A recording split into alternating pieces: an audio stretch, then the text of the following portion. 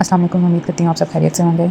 अच्छा जी, first of all आज आप देख रहे होंगे कि मैं बाहर की तरफ हूँ और मेरा व्लॉग जो है वो बाहर से स्टार्ट है, क्योंकि मैं जा रही थी, एक तो पार्लर जा रही थी कज़न के पास, और दूसरा छोटी मोटी चीज़ें लेनी थी, वो उसकी ख़रीदारी के लिए जा रही थी। खैर, रास्ते में मोहम्मद मूसा के लिए मैंने एक फ्यूचर प्लानिंग स्कूल की भी की हुई है कि मैं इसको स्कूल में एडमिशन करवाऊँगी।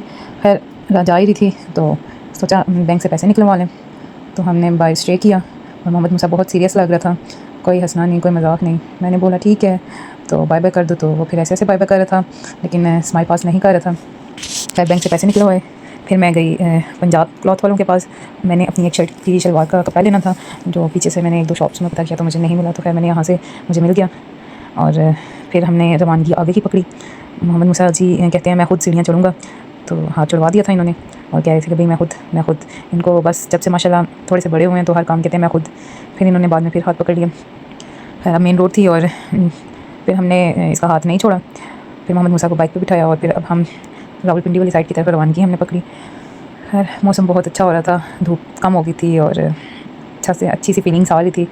तो फिर मैंने सोचा कि कुछ खा पी लें पहले, ठीक है। लेकिन मोहम्मद मूसा का मूड मुझे ऑफ लग रहा था, तो टाइम भी मेरे पास कम था, तो लिहाजा फिर मैंने कहा छोड़ो खाने पीने को, जो काम करने जा रहे हैं वो काम करते हैं। और जब हम अपने इलाके में अपने माँ बाप का जो घर होता है उस एरिया में जैसे ही पहुँचते हैं तो एक अजीब सी फीलिंग्स आने लग जाती हैं, ठीक है, जहाँ पर आपने सारी ज़िंदगी गुजारी होती है। खैर, मैं ये कज़न के कॉलेज की तरफ रवाना हो रही थी और फिर मेरे साथ एक प्रैंक हो गया था कि वो घर में ही नहीं थी, तो उन्होंने बोला मुझे घंटा डेढ़ लग जाएगा आने में। तो फिर मैंने सोचा कि ना, नहीं रहने दो। फिर मैंने जूता लेना था अपने लिए, फिर वो मैं देख रही थी, मुझे कुछ खास पसंद नहीं आया, तो फिर मैंने नहीं खरीदा। खैर, फिर मोहम्मद मूसा को बेकरी पे लेकर गई और मूसा की डिमांड्स थी कि मैंने ये भी खाना है, ये भी खाना है, तो मैंने उसे यहाँ पर छोड़ा। मैंने कहा अब आपने जो जो लेना है ले लो।